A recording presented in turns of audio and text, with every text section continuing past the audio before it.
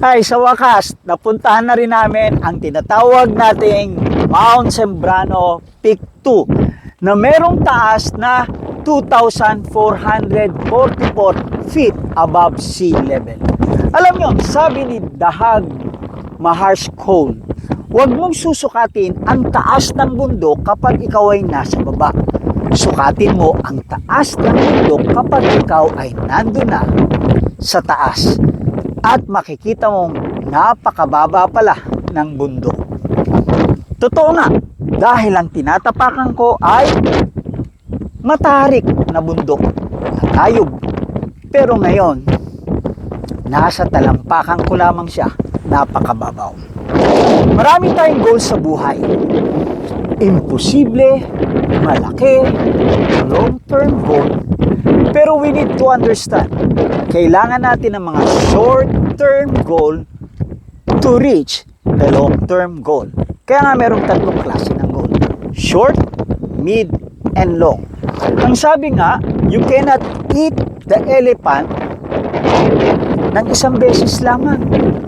But you can finish the elephant one bite at a time.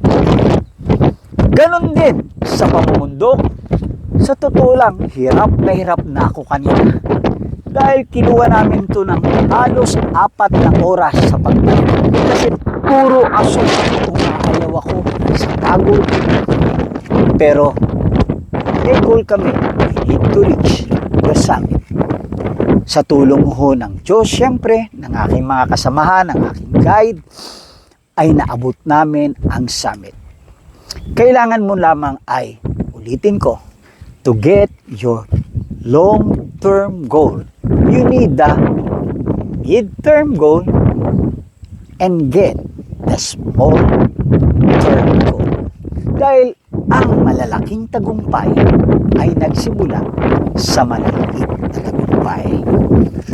Napanip namin dahil unti-unti namin sinaga, pinanip, pinagpaguran. Maraming pawis ang tumagkaktak. Maraming tubig ang nainom. Marami kaming kinain. Bahagi yun para kasi namin ang matarik na Mount Sembrano. Tingnan nyo gaano kaganda ang Mount Sembrano.